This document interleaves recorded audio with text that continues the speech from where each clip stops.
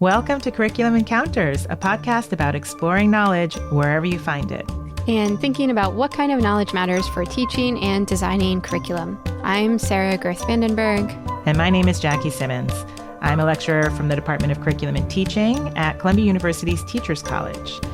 And we're both experts in curriculum design, and we love to study questions about where knowledge comes from.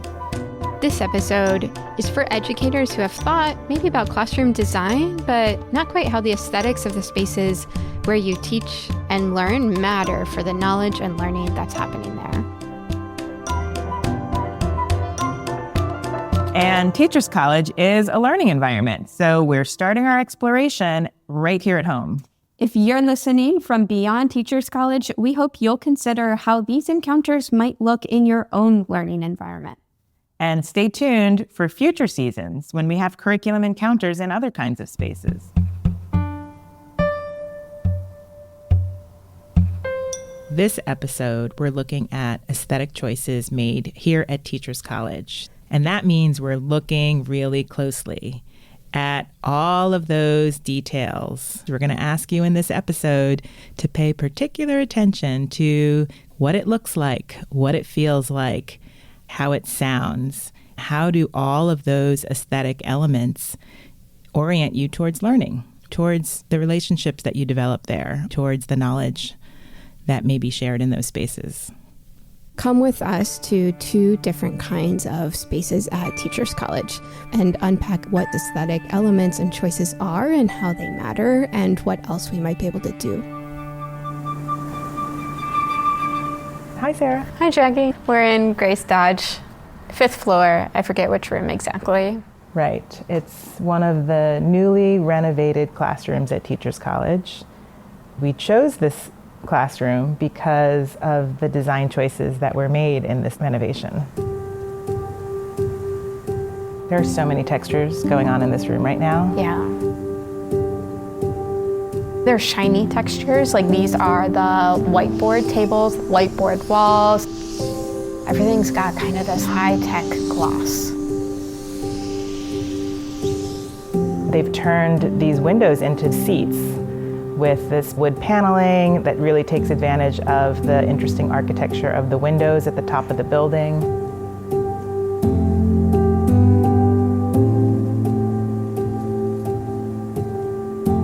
The nook is so alluring, and it feels like a throwback to this old academia with dark paneled wood and the little nook in the window. And there's also this modern polish to it, which matches the shiny, high gloss whiteboard tables and this blue executive carpeting. There's two monitors, two pull-down screens, and then this blue cushioned, like what would you call it? Honeycomb-shaped foam pieces that protrude from the wall a little bit. It's for sound quality or something. I really want to touch them. I'm touching them now, and they're like firm squish is how I would describe it.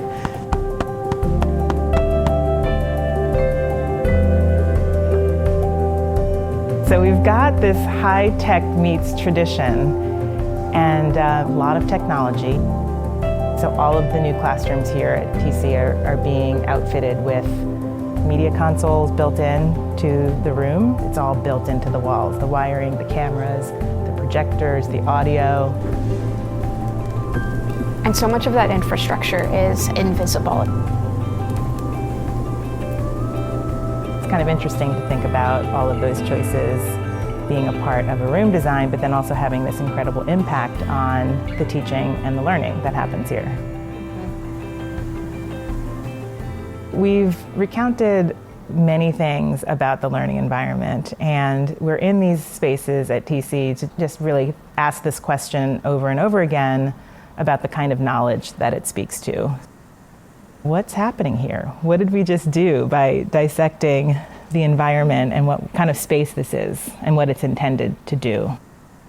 What's curricular here? I'm thinking about what it feels like to be a learner in these spaces and how one's orientation to learning might be a little different here, subtly, versus the traditional classrooms. This feels very much like a particular kind of leadership is cultivated. Oh, yeah. And that seems to avoid other questions about learning, the content, or how am I accessing that in other ways besides this tech-enabled environment. What message this kind of room is sending, what kinds of changes are possible or have already happened, this sort of feeling that you're like learning in the future has such a particular valence in conversations about schooling and knowledge and curriculum. Let's go to a different kind of space at TC. We're going to the third floor of Zanko Building. This is the home for the curriculum and teaching department. It has that old TC feel. The floorboards are so worn down. There's wooden paneling or wainscoting that comes to about the height of my face. That must be 4.5 feet or so of wainscoting. And I was thinking about the wood paneling in the Grace Dodge room. It's shiny and glossy, and this is waxy. There's a sense of accumulated wear and care for this wood. So it's interesting to think about other things here. So there's this one table, and it's right across from the case where defended proposal titles and the names of completed dissertations. Oh, Sarah, your name's still up there. That's great. Yeah, I think it's interesting that this hallway is primarily used to draw attention to who belongs here. So there are the doctoral students, and then there's like the faculty name board with the names of the department chair, the director of academic affairs, the staff, the faculty, the full-time lecturers. And then the other bulletin board has pictures and names and titles of Master of Education projects. So it's just interesting use of public space to really highlight and name like who we are. There's so many things you could do with a bulletin board. Mm-hmm. These other bulletin boards have the Hollingworth Preschool and Hollingworth Science Camp, lots of colors. This is sort of the only space that suggests young children are present or part of the work here. And then the elementary inclusive education bulletin board seems to be in progress, but they do have a map showing all of the partner schools where student teachers have been placed. And then finally, the Black Paint Curriculum Lab has some flyers and artifacts. Artwork. Yeah. This is notable, not just because it's a space that means a lot to both of us, but there's so much texture and material on it. There's yarn wrapped and crocheted, all kinds of like thingamabobs and laser cut wood and dried out clay and weird and random little sculptures. There's paper books, and there are a couple of prompts. Not really though, it's more of a display rather than an invitation. Mm-hmm. It feels sort of archival, as does a lot of the other bulletin boards. And also whatever we want to indicate about teaching and learning has already happened. Yes. It's already in some kind of finished state. I think that helps me articulate what I was thinking about, like the future orientation of that other classroom. Yeah. And this has the sense that what's happened has happened. Yeah. And like you're going to go back and it'll always look like that, right? Everything feels like a little bit harder to change, for better or worse.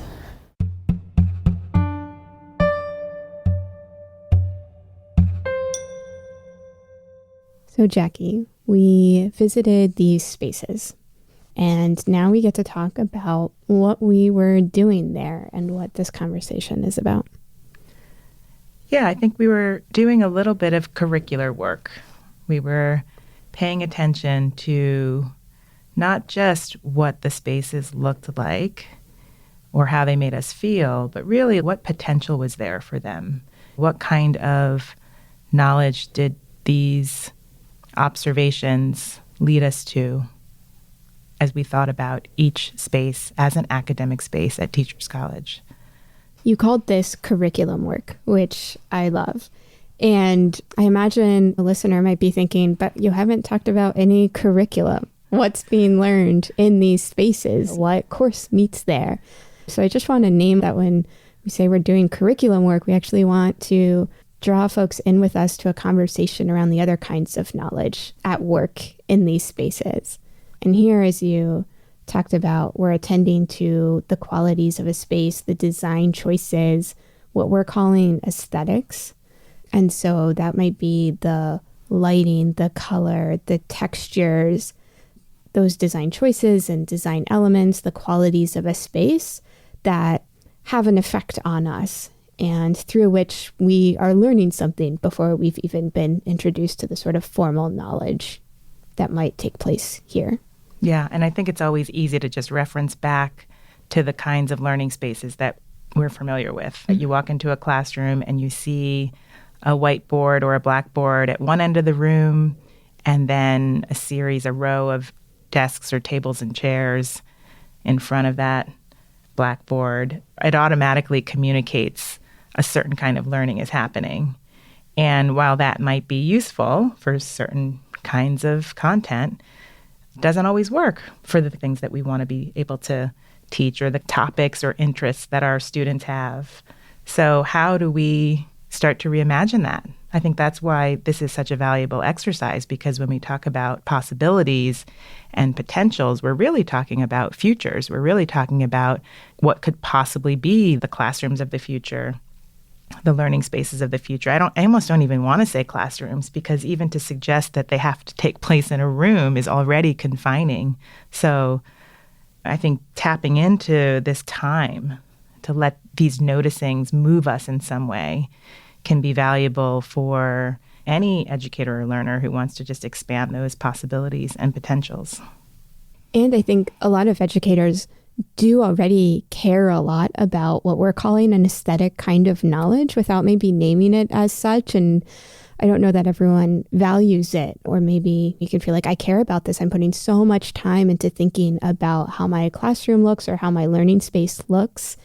I want plants, or I'm thinking about the posters, the cozy chairs, and how all of that feels. And we're saying that's great. That's really important. It's part of learning. It's part of this curriculum work. Yeah, I mean, the two spaces are great examples. We looked at the newly designed classroom with the slick wood grain and the puffy walls and the new technology and the big windows. And those were intentionally designed. And it's clear that the makers of that learning space really cares about the kind of experience that a Teachers College student would have in such a carefully constructed, high-tech room. It's really different from the old kind of TC classroom, which at that time was also probably designed to be at the cutting edge of technology. And yet there's still something about it that is constrained. As much as it speaks to this wonderful possibility, the tables are always situated in the typical layout of a lecture hall or a seminar room, and the controls for the technology are always within reach of the instructor, but really no one else. Those are all saying things, too, about what the motive might have been. We thought about that new Grace Dodge classroom as one where somebody cared and thought about the experience of the student there. And it may be important to also think about the old classroom, that even in the old, there's an element of this care work that goes into the aesthetics of that space, the feel of that space. Yeah, I think the word care is important to us here because we want to invite people, teachers, learners of all types into this analytic work. It's not just intended to criticize. It's intended to open. It's intended to say, wait, how else might this be? And are there some opportunities to really rethink the kinds of experiences that might happen with this knowledge that I want to teach? I think when I teach in classrooms of all kinds, what's possible here? And the possibilities are usually dictated by what is around me. And so this idea that we might open up our senses in a different way, that we might allow ourselves to be drawn to the space, some newness could come in. I don't have to be limited by what's always been there. Just taking this time to see different kinds of opportunities might actually allow me to use the very same spaces that I always have, but just in different ways.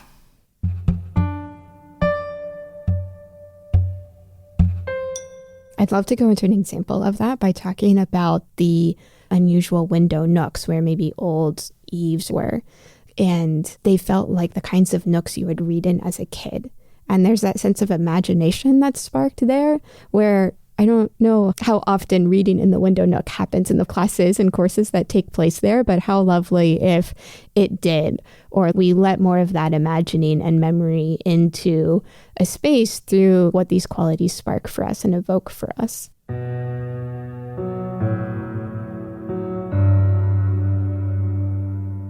And I'm thinking about sort of interventions in the spaces we've been in that might prompt someone to attune to how the aesthetics are working or what they're imagining in a space. Maybe by those window nooks, we plant little signs that say, read here, or prompt folks to do something they might not do in a particular space and think about how that affects them. Or we get a lot of bean bags for the hallway, and we plant these bean bags around as like reading corners in spaces where people are usually just moving through. I often see a lot more students than I used to actually using the hallways as workspace. Just this past week, I saw some hour before the 5 o'clock class where every single table was taken, and so many of the chairs that are spread out through the hallways were being used as study areas. Intuitively, I think people understand that the hallways are academic spaces. They're teaching and learning spaces. And what if we designed them even more intentionally as these study halls or workspaces? There's a low, empty bookshelf on that hallway. And what if we filled it with study hall props, like a warm lamp and a plant and, a photo frame, and people could be invited to take these props and populate it on the tables as they're working to make it feel like their desk at home or make it feel like a study hall space, and then put it all back. And whoever uses that table next might set up their desk differently. Oh, that's a nice idea. Make your own desk situation. Yeah. And also something that we did in both of our walks around campus is really just tune into the senses. Sometimes we just needed to be reminded to stop and do that. So, signs that literally say, stop, what do you smell? Or pause here and listen, or touch this wall. I think it would be really interesting to see how those kinds of interruptions change people's relationship to the space, to TC particularly, because it doesn't always seem very playful. So playful interruptions might create a different sense of community too. It might filter into classrooms and how people relate to each other, how professors relate to students, vice versa.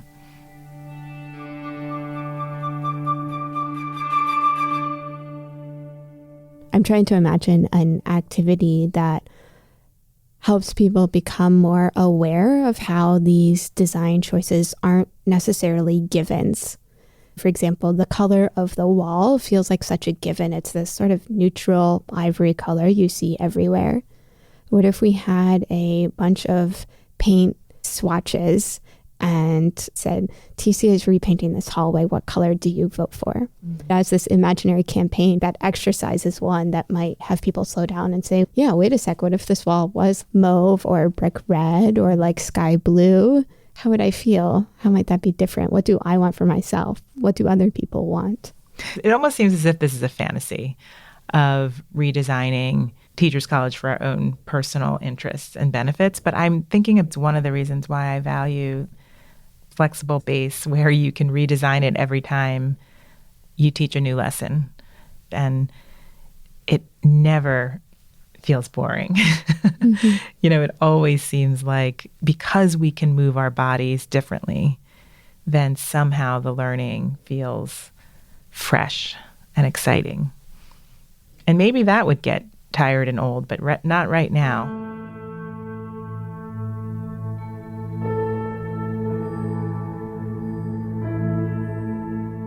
It really does have an impact. My engagement can look different. My interest and motivation can look different.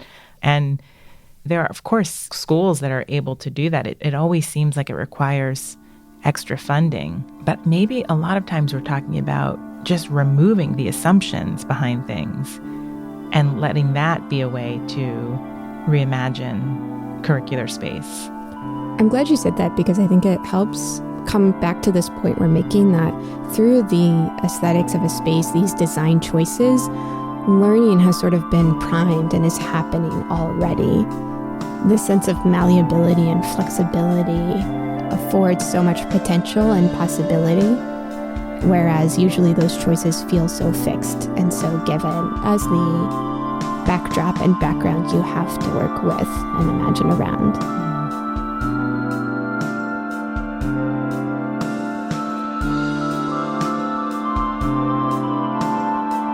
So, to recap, 3 big ideas that we've hit on in doing this kind of curriculum analysis is to, 1, pay attention, observe the qualities of a space. 2, take the time to really let that settle. Prepare your body and mind to let those observations move you into a different kind of assessment of what's happening here. And 3, let that lead you to think about some possibilities, potentials, and maybe constraints that could lead you to different choices. And we hope listeners take up this invitation to play with those aesthetics of a space that you're in.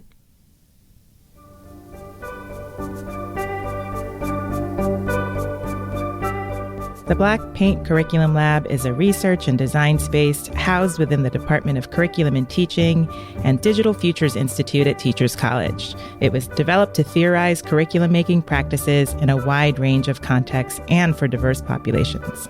It was developed as a space to think creatively and expansively about curriculum inside the classroom, outside of the classroom, with all kinds of learners and content areas and kinds of knowledge.